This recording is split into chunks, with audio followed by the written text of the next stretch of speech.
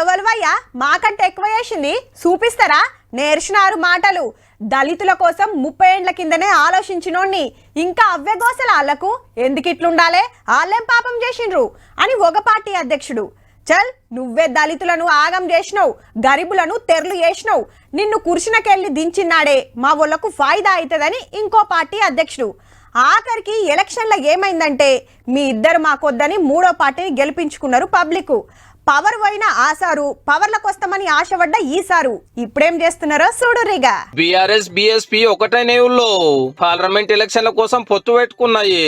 RS Praveen Kumar sir సీదా KCR sir ఇంటికి పోయి చర్చలు చేసిండు. సరే నాకు కూడా ఓకే అన్నాడు బీఆర్ఎస్ అధ్యక్షుడు. బీఆర్ఎస్ బీఎస్పీ కలిసి పనిచేయాలని చెప్పి నిర్ణయించుకున్నాం. ఎవరికెన్ని సీట్లు ఎవలేడ పోటీ చేయాలనేది రేపటి ఎల్లుండి డిసైడ్ చేస్తారట. అమలు చేసినటువంటి దళిత బంధు కానీ, దళిత సంక్షేమానికి ఇచ్చినటువంటిది కానీ బహుజన వర్గాలందరి జీవితాలు బాగుపడతాయి. మరి 10 ఏళ్ళు బీఆర్ఎస్ పార్టీ పవర్లు ఉన్నాక బహుజన వర్గాల జీవితాలు ఎందుకు బాగుపడలేదు? అధికారంలో ఉన్నప్పుడే చేయనోళ్ళు ప్రతిపక్షంలో ఏం చేస్తారో క్లారిటీ ఇస్తే బాగుండే, అది కూడా ఎంపీ సీట్లతోటి. ఒకళ్ళ కార్ పార్టీ తోటే ఫాయిదా అయ్యేది ఉంటే ఐపీఎస్ కోలోకి మీరెందుకు రాజీనామా చేసినట్టు, రాజకీయంలోకి ఎందుకు దిగినట్టు, 2-3 ఏళ్ల సంది ఎందుకు కొట్లాడుతున్నట్టు? అప్పుడే ఏం ఎక్కే బదులు కారెక్కితే అయిపోవు కదా.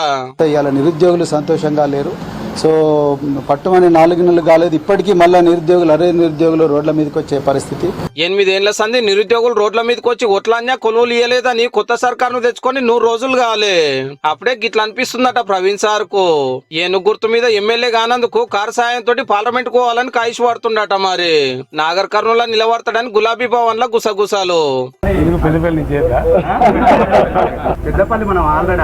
వరంగల్ స్టేట్ ప్రెసిడెంట్ వరంగల్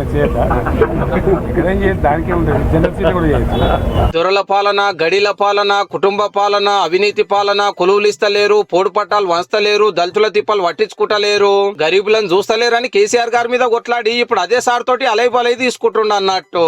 పాత సాకునూరి మురళి సార్ ఎమ్మటే ఒక పోస్ట్ పెట్టిండు సోషల్ మీడియాలో. ఇన్నేళ్ళు నువ్వు చెప్పినాయని అబద్దాలేనా? అప్పటి దుర్మార్గుడు ఇప్పుడు హీరోనా?